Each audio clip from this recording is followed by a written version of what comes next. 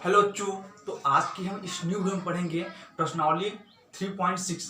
तो जो ये प्रश्नावली बहुत ही महत्वपूर्ण है, आइए देखते हैं इसका क्वेश्चन। तो जो है, अगर आप मेरे चैनल पे आशीष मैथ अकेडमी नया है तो चैनल को प्लीज सब्सक्राइब करें और बेल आइकन को प्रेस करें, जिससे कि मेरी आने वाली हर एक न्यू वीडियो आप तक सबसे पहले पहुंचे। क्लियर है? तो आइए देखते हैं जो कि इसमें जो 3.6 का जो पहला क्वेश्चन है, क्वेश्चन नंबर 1 कुछ इस प्रकार से पूछा है कि निम्न समीकरण के युग्मों को रैखिक समीकरण के युग्म में बदलकर हल कीजिए। क्या पूछा है? देखते हैं कि निम्न समीकरण के युग्मों को रैखिक समीकरण के युग्म में बदलकर हल कीजिए। तो हम इसको कैसे हल करेंगे, ये देखते हैं। तो इसको सॉल्व करने के लिए इसमें सबसे हम बता सकते हैं कि इसमें 8 सवाल दिए गए हैं। क्लियर है? तो ये जो क्वेश्चन है, इसको मैंने जो पहला सवाल इसमें दिया है, वो पहला सवाल कुछ इस प्रकार से दिया है 1/2x + 1/3y = 2।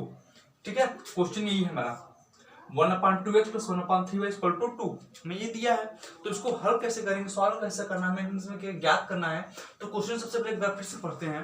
क्वेश्चन में क्या पूछा है कि निम्न समीकरण के युग्मों को रैखिक समीकरण के युग्म में बदलकर हल कीजिए। निम्न समीकरण के युग्मों को रैखिक समीकरण के युग्म में बदलकर हल कीजिए। क्लियर है? यहाँ तो क्वेश्चन मैंने कई बार रिपीट कर दिया, आप लोग समझ भी गए होंगे क्वेश्चन। तो सबसे पहले हमें क्या करना है, जो हमें क्वेश्चन दिया है इसमें से हम क्या कर सकते हैं, सबसे पहले इसमें से हमें कॉमन लेना है। क्या कॉमन लेंगे? 1/2 इसमें से कॉमन ले सकते हैं। तो 1/2 कॉमन लेंगे तो यहाँ पे इंटू 1/x बचेगा ब्रैकेट में। क्लियर है? यहाँ पे जैसे 1/2 कॉमन ले लिए यहाँ से, तो 1/x बचा, प्लस यहाँ से 1/3 कॉमन लेंगे तो 1/y बचेगा = 2। इसे समीकरण नंबर हम फर्स्ट मानेंगे। क्या? समीकरण नंबर फर्स्ट। क्लियर है? उसके बाद हम देखते हैं 1/3 को मिसे भी कर सकते हैं। 1/3 इंटू 1/x, 1/3 1/x।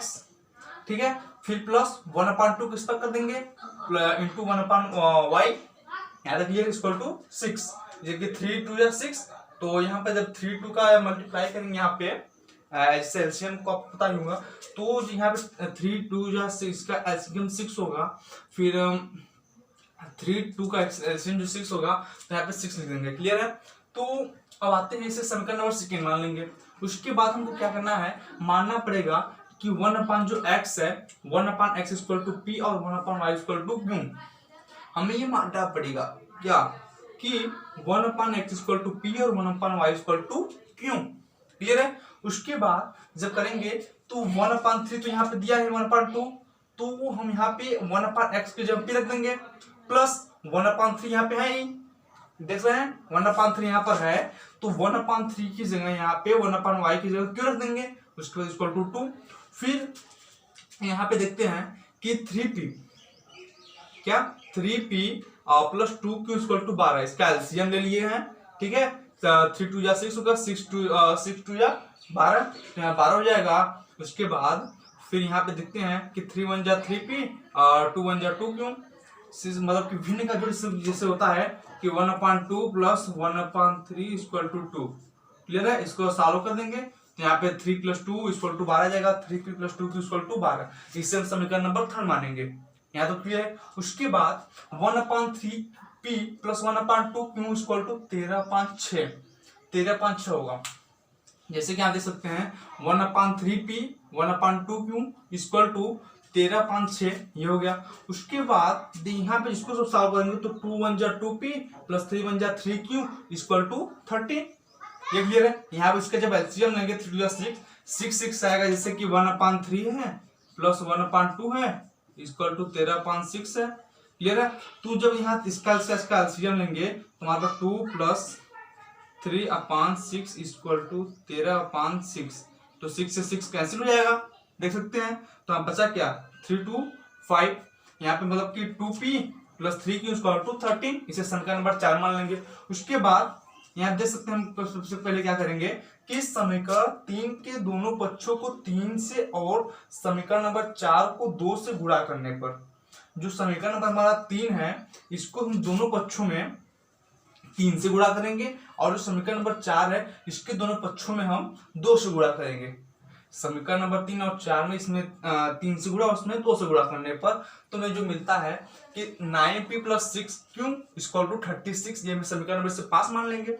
हमें जो मिला है इससे सबसे पहले समीकरण नंबर 3 में 3 से गुणा करने पर, तो समीकरण नंबर 3 हमारा यही है, इसमें 3 से गुणा करेंगे 3 3 या 9, 3 2 या 6 और 12×3=36। तो यहाँ पे देख सकते हैं कि 9p + 6p = 36, इसे समीकरण नंबर 5 मान लेंगे। उसके बाद फिर जो है यहाँ पे समीकरण नंबर 4 है 2p + 3q = 13, तो इसमें 2 से मल्टीप्लाई करेंगे। क्लियर है? तो दोनों बच्चों में 2 से मल्टीप्लाई करेंगे, तो जब मल्टीप्लाई दोनों बच्चों में 2 से करेंगे तो 4p + 6q = 26, इसे समीकरण नंबर 6 मान लेंगे। यहाँ तो क्लियर। उसके बाद देखेंगे कि समीकरण 5 में से 4 को, समीकरण नंबर 5 में से 6 को घटाने पर, समीकरण नंबर 5 में से 6 को घटाने पर, तो यहाँ पे देख सकते हैं कि 5p, यहाँ पे से 9p में से 4p घटाएंगे तो 5p होगा बच्चा, इक्वल टू जो 6p है, 6p कैंसिल हो जाएगा। क्लियर है? यहाँ पे 36 में से 26 घटाएंगे 10 बचेगा। देख सकते हैं? क्लियर है? उसके बाद p इक्वल टू, जब इसको 75 करेंगे से 5p, यहाँ पे देख सकते हैं कि यहाँ पे बता सकते हैं हम, इससे 5p = 10 दिया है। क्लियर है? तो p = 10/5 हो जाएगा, तो 5 2 = 10, तो p = 2। क्लियर है? देख सकते हैं हम लोग, तो वही है यहाँ पे है 5p = 10, तो p = 2। क्लियर है? उसके बाद p का यह मान समीकरण नंबर 3 में रखने पर, जो p का मान 2 याद हो गया, उसे समीकरण नंबर 3 जो हमारे यहाँ पे है 3p + 2q = 12, यहाँ पे हम रखेंगे। तो जब 3p + 2q = 12, जब यहाँ पे हम p का मान रखेंगे, p का मान हमारा 2 आया है। क्लियर है? p का मान हमारे यहाँ पे 2 आया है, तो जब इसमें रखेंगे तो 3 2 = 6 होगा, प्लस 2q, क्लियर है, = 12, तो 2q = 6, तो q = 3। हमें यहाँ पे q का मान भी ज्ञात हो गया। क्लियर है? और p और q दोनों का मान ज्ञात हो गया, तो जब p का मान 2 है और q का मान 3 है, तो 1/x = 1/x कहाँ गया, 1/x = क्या है, यहाँ देख सकते हैं 1/x = p माने थे, तो 1/x = p का मान हमें 2 ज्ञात हो गया, 2 रख लेंगे। उसके बाद 1/y है, तो 1/y का मान हमारा क्या ज्ञात हुआ है, 3, तो यहाँ पे q का मान 3 रखेंगे। क्लियर है? तो 1/x = 2 और 1/y = 3 हो गया, तो अतः x = 1/2 और y = 1/3, x और y का मान ज्ञात हो गया, हमारा समीकरण खुशहाल हो गया। तो ये हमें बदलकर हमें इसको हल करना था, तो मैंने इसे बहुत अच्छी तरीके से हल कर दिया। इसी तरह आप इसके बाद जो 7वां सवाल है उससे आप लोग सॉल्व कर सकते हैं, इसमें कुछ आपको करना नहीं है, बस जैसे कि आपको समीकरण जिसमें से कुछ कॉमन ले लेंगे, समीकरण नंबर 1, 2, 3 जो भी मानेंगे, उसके बाद इसमें जो कि भी जैसे किसमें जो अचर पद है या चर पद है उसको आप p q s t कुछ मान लेंगे। मानने के बाद उसके बाद आप उसका मान ज्ञात करके फिर जो मान रहेंगे आप उसमें आप रख देंगे, बहुत आसानी से x और y का मान ज्ञात हो जाएगा। क्लियर है? तो आप जो है 7 सवाल को अच्छे से हल करिए। क्लियर है? अगर उसमें से अगर जो भी सवाल ना आए तो आप हमें कमेंट करके पूछिए, मैं अगली वीडियो में आपको बता दूंगा। क्लियर है? तो अब आते हैं क्वेश्चन नंबर 2, जिससे इसका साइज का जो लास्ट क्वेश्चन नंबर 2 है, चलिए उसको देखते हैं। आइए बच्चों, तो जो अगला क्वेश्चन नंबर 2 है वो कुछ इस प्रकार से पूछा है, देखते हैं कि इसमें ये पूछा है कि निम्न समस्याओं को रैखिक समीकरण के रूप में व्यक्त कीजिए और फिर उनके हल ज्ञात कीजिए। क्या पूछा है, देखते हैं कि निम्न समस्याओं को रैखिक समीकरण के रूप में व्यक्त करना है। क्लियर है? फिर उनके हल भी ज्ञात करना है। तो इसमें कुछ क्वेश्चन पूछे हैं, तो क्वेश्चन जो हमारा कुछ इसमें लिख दिया हूं मैं कि इस प्रकार से क्वेश्चन पूछा है कि ऋतु धारा के अनुकूल 2 घंटे में 20 किलोमीटर तैर सकती है। क्या कि ऋतु धारा के अनुकूल 2 घंटे में 20 किलोमीटर तैर सकती है और धारा के प्रतिकूल 2 घंटे में 4 किलोमीटर तैर सकती है। उसकी स्थिर जल में तैरने की चाल ज्ञात कीजिए। जो स्थिर जल में जो जल तैरने की चाल होती है हमें वो ज्ञात करनी है। तो देखते हैं, सबसे पहले हमें क्या करना होगा इसको सॉल्व करने के लिए। सबसे पहले लिखेंगे हल, सॉल्व करेंगे इसको। तो सबसे पहले इसमें हमें कि माना शांत जल में ऋतु की चाल, हमें मानना है कि जो शांत जल में जो ऋतु की चाल है वो x किलोमीटर प्रति घंटा है। क्या जो माना शांत जल में ऋतु की चाल x के प्रति हावर। क्लियर है? उसके बाद धारा में चाल तथा धारा में चाल तो y किलोमीटर प्रति घंटा। जो है ऋतु की जो जल में शांत जल में चाल है वो x किलोमीटर प्रति घंटा और धारा में जो चाल है y किलोमीटर प्रति घंटा। क्लियर है? उसके बाद तब ऋतु की धारा के अनुकूल चाल, तो जो ऋतु की धारा के अनुकूल चाल होगी वो x + y किलोमीटर प्रति हावर होगी। क्लियर है? उसके बाद जो हमारा इसमें प्रथम स्थिति है, जो प्रथम स्थिति हमारी जो होगी फर्स्ट स्थिति, तो उसमें x + y = 20/2। यहाँ पे देख सकते हैं 1x + y = 20/2। क्लियर है? ये तो क्लियर है। फिर x plus Y equal to 10 होगा, हम इसे समीकरण नंबर फर्स्ट मान लेंगे, इसे समीकरण नंबर फर्स्ट। जो हम उनको क्या करना है, सबसे पहले हम जो माना शांत जल में ऋतु की चाल है उसको x किलोमीटर प्रति घंटा मानेंगे, उसके बाद जो धारा की चाल है उसको y किलोमीटर प्रति घंटा मानेंगे, फिर ऋतु की धारा के अनुकूल चाल तो x प्लस वाई किलोमीटर प्रति घंटा मानेंगे। फिर जो है प्रथम स्थिति में x plus Y equal to 20/2 तो x plus Y equal to 10 होगा, 2 पर यहाँ से 2 से 10 कैंसिल हो जाएगा, क्लियर है। तो इस समीकरण में फर्स्ट हो गया। उसके बाद जो सेकेंड वाली स्थिति है वो x plus Y equal to 4/2, यहाँ देख सकते हैं 4 किलोमीटर और 2 घंटा, क्लियर है। तो यहाँ पे 4/2 हो गया, ये दूरी बराबर 4 बटे समय, ये फार्मूला भी होता है कि दूरी इक्वल टू 4/समय, ठीक है। तो इसी फार्मूला से हमको हल करना है। तो x plus Y equal to 4/2 हो गया, तो x minus Y equal to 2 होगा, क्लियर है। इसे समीकरण नंबर सेकेंड मान लेंगे, समीकरण नंबर फर्स्ट और सेकेंड। तो हम यहाँ पे इसके बाद हम विलोपन विधि से हमने पिछले सारे के एक्सरसाइजों में विलोपन विधि द्वारा हमने समीकरण को सॉल्व किया है, क्वेश्चन को हल किया है।